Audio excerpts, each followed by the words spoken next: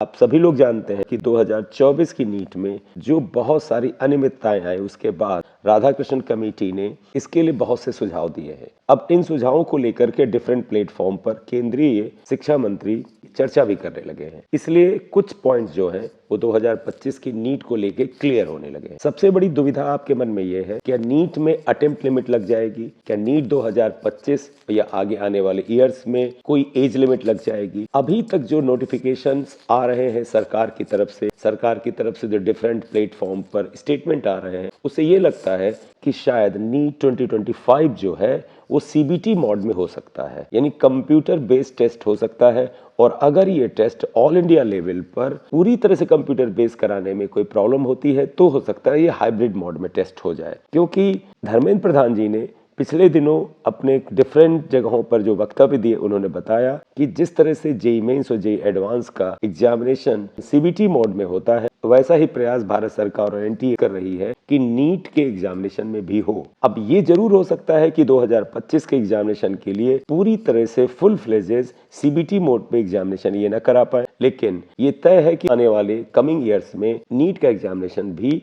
पूरी तरह से कंप्यूटर बेस्ड या हाइब्रिड मोड में हो सकता है। एक रेनाउंड न्यूज़पेपर में इससे रिलेटेड कुछ इन्फॉर्मेशन वो आपके सामने शेयर करते हैं, फिर कुछ और तथ्य आपके सामने रखेंगे। यहाँ पर न्यूज देखिए बेटा, अब भर्ती परीक्षाएं नहीं कराएगा एनटीए, सिर्फ एंट्रेंस एग्जामिनेशन पर करेगा फोकस। आपको पता है कि बेटा एनटीए जो है कुछ ऐसे एग्जामिनेशन भी कराता है जिसमें कुछ विभागों में भर्तियां की जाती हैं, यानी सीधे जॉब दी जाती है। साथ ही साथ बहुत से एंट्रेंस एग्जामिनेशन भी कराता है जिसमें नीट और नेट जैसे एग्जामिनेशन शामिल हैं। अब सरकार ने ये डिसाइड किया है कि एनटीए जो है वो सिर्फ और सिर्फ एंट्रेंस एग्जामिनेशन कराएगा, वो भर्ती के एग्जामिनेशन नहीं कराएगा। एनटीए का 2025 में पुनर्गठन होगा। गवर्नमेंट ऑफ इंडिया और जो शिक्षा मंत्रालय है वो राधाकृष्णन कमेटी के बहुत से जो सुझाव दिए गए हैं उनको इम्प्लीमेंट करने के लिए कटिबद्ध है। उन्हीं में एक सुझाव है कि नेशनल टेस्टिंग एजेंसी की जो पूरी बॉडी है उसमें भी सुधार की जरूरत है। केंद्रीय शिक्षा मंत्री धर्मेंद्र प्रधान ने मंगलवार को, यानी आज से सिर्फ 2 दिन पहले की न्यूज है, ये ऐलान किया कि वर्ष 2025 से उच्च शिक्षा संस्थानों के लिए एनटीए सिर्फ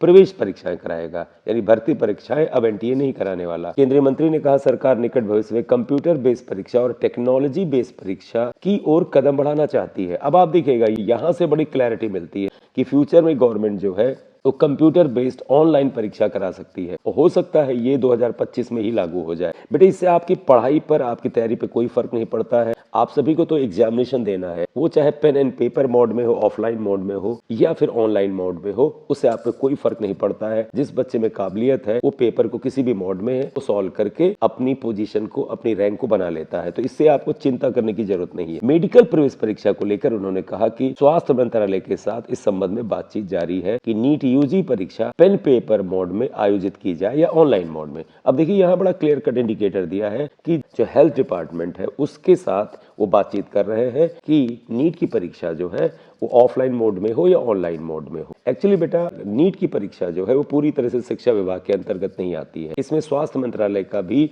अच्छा खासा रोल होता है। तो नीट की परीक्षा कैसे कराई जाए, किस तरह से कराई जाए और उसमें जो नए चेंजेस हैं वो कब लगाए जाए, इसमें स्वास्थ्य मंत्रालय का बड़ा रोल होता है। केंद्रीय मंत्री ने यह भी स्पष्ट किया कि कॉमन यूनिवर्सिटी एंट्रेंस टेस्ट यानी सीयूईटी का आयोजन साल में सिर्फ एक बार किया जाएगा। सीयूटी का एग्जाम बेटा एक साल में सिर्फ एक बार होगा। आपको बता दें कि सीयूईटी यूजी से ही दिल्ली यूनिवर्सिटी, बीएचयू, जामिया मिलिया, इलाहाबाद विश्वविद्यालय तथा देश के 260 से ज्यादा विश्वविद्यालयों के स्नातक कोर्सेज में दाखिला मिलता है। आप सभी को पता है कि इस तरह की जो सेंट्रल यूनिवर्सिटीज हैं उसमें जो एडमिशन होता है अंडर ग्रेजुएट कोर्स का वो सीयूईटी के थ्रू ही होता है और अब ये परीक्षा साल में एक ही बार आयोजित करने का निर्णय लिया गया है। उन्होंने कहा कि एजेंसी यानी एनटीए का 2025 में पुनर्गठन किया जाएगा। उन्होंने कहा कि सरकार भविष्य में कंप्यूटर एडेप्टिव टेस्ट, तकनीक आधारित प्रवेश परीक्षाओं की ओर बढ़ने पर विचार कर रही है। अब आप यहाँ देखिएगा, फ्यूचर में हर तरह के एग्जामिनेशन को गवर्नमेंट जो है कंप्यूटर बेस्ड कराना चाहती है। नहीं पूरी तरह से कंप्यूटर बेस्ड,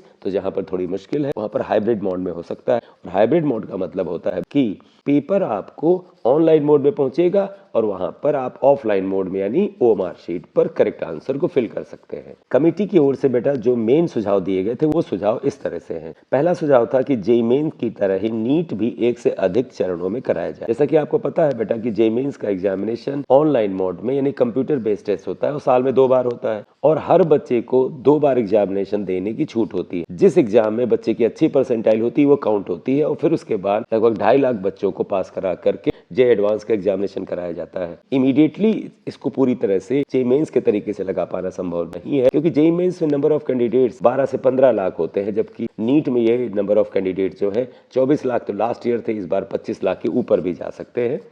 लेकिन हाइब्रिड मोड में और सीबीटी मोड में एग्जामिनेशन कराने को लेकर के सरकार बहुत ही सीरियस है। ऑफलाइन परीक्षाओं को कम किया जाए, जहां ऑनलाइन मोड पर संभव ना हो वहां हाइब्रिड मोड यानी ऑनलाइन और ऑफलाइन पेपर मोड दोनों में परीक्षाओं का संचालन किया जाए। जहां ऑनलाइन एग्जामिनेशन संभव ना हो वहां प्रश्न पत्र को डिजिटल मोड में भेजा जाए और आंसर को ओएमआर शीट पर लिखा जाए। मेडिकल प्रवेश परीक्षा नीट सहित प्रमुख परीक्षाओं में प्रयासों की संख्या सीमित की जाए यानी नंबर ऑफ अटेम्प्ट्स को लिमिट किया जाए। ये कमेटी का एक सुझाव तो है। सीयूईटी की परीक्षा में विषयों की संख्या कम की जाए, आउटसोर्सिंग कर्मियों की भूमिका को कम किया जाए, एनटीए में परमानेंट कर्मचारियों की संख्या बढ़ाई जाए।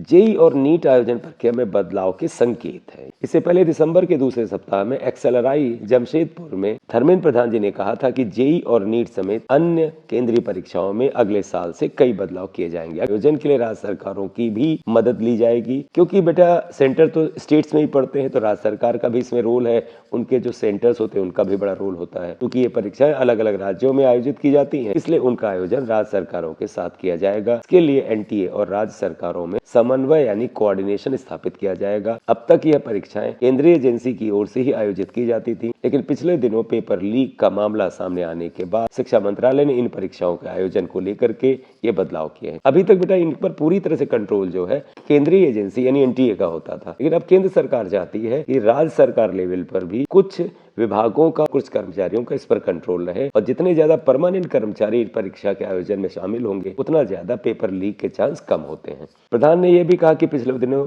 पेपर लीक की घटना के बाद इसकी जांच कमेटी गठित कराई गई थी। पारदर्शिता लाने को लेकर के इसकी जांच रिपोर्ट के मिल जाने के बाद अब पेपर लीक की घटनाओं की पुनरावृत्ति न हो, इसके लिए रोड मैप तैयार किया गया है। तो ये बेटे मेन न्यूज है कि केंद्रीय शिक्षा मंत्री ने डिफरेंट प्लेटफॉर्म पर अपने स्टेटमेंट्स में ये बताने की कोशिश की है कि सीबीटी मोड में, कंप्यूटर बेस्ड या हाइब्रिड मोड में नीट का एग्जामिनेशन कराने को सरकार प्रेरित है। मेरी तरफ से बेटा आप सभी बच्चों को सजेशन है कि आपको इस चिंता नहीं करनी चाहिए कि ऑनलाइन पेपर होगा या ऑफलाइन पेपर होगा। परीक्षा चाहे बेटा ऑनलाइन मोड में हो या ऑफलाइन मोड में हो, आपका काम सिर्फ मेहनत करना है। अगर परीक्षा ऑफलाइन मोड में होती है तो भी ठीक है, ऑनलाइन मोड में होती है तो भी बेटा पेपर का लेवल पे इस पे कोई फर्क नहीं पड़ता है। अगर ऑनलाइन में परीक्षा हुई तो आपको एग्जामिनेशन से पहले ऑनलाइन परीक्षा कराने के डिफरेंट प्लेटफॉर्म अवेलेबल भी कराए जाएंगे, सरकार की तरफ से भी कराए जाएंगे, एनटीए की भी तरफ से कराए जाएंगे और आप जिन इंस्टीट्यूशन से एफिलिएटेड हैं, जिन इंस्टीट्यूशन की मदद ले रहे हैं, वो भी आपको ऑनलाइन मोड में बहुत से टेस्ट पेपर करा देंगे, तो इसलिए ऑनलाइन कोई प्रॉब्लम नहीं है। एज लिमिट की जहां तक बात है, अटेम्प्ट लिमिट की जहां तक बात है, ये तत्काल प्रभाव से 2025 से नहीं लगने जा रहा है और मेरा ये मानना है कि एज लिमिट तो शायद कभी नहीं लगेगा। हो सकता है अटेम्प्ट लिमिट सरकार लगा दे क्योंकि नंबर ऑफ कैंडिडेट बड़ी तेजी से बढ़ रहे हैं और इतने सारे स्टूडेंट का एग्जामिनेशन एक ही बार में करा पाना इतना सिंपल नहीं है। इसलिए सरकार की मंशा है वो केवल सीरियस कंटेंडर, सीरियस कैंडिडेट्स को एग्जामिनेशन के लिए प्रेरित करे, इसलिए अटेम्प्ट लिमिट लगाने के चांस 2026 या उसके बाद जरूर है। तो बेटे इस वीडियो में आपके साथ यही बात शेयर करनी थी। Thank you very much for watching video. अगर आप इस चैनल पे नए हैं तो काइंडली से सब्सक्राइब कर दीजिएगा। इस पे नीट और जेईई से रिलेटेड जितनी भी जानकारियां होंगी और अन्य किसी तरह की आपकी मदद जो होगी वो लगातार आपको मिलती रहेगी। Thank you very much.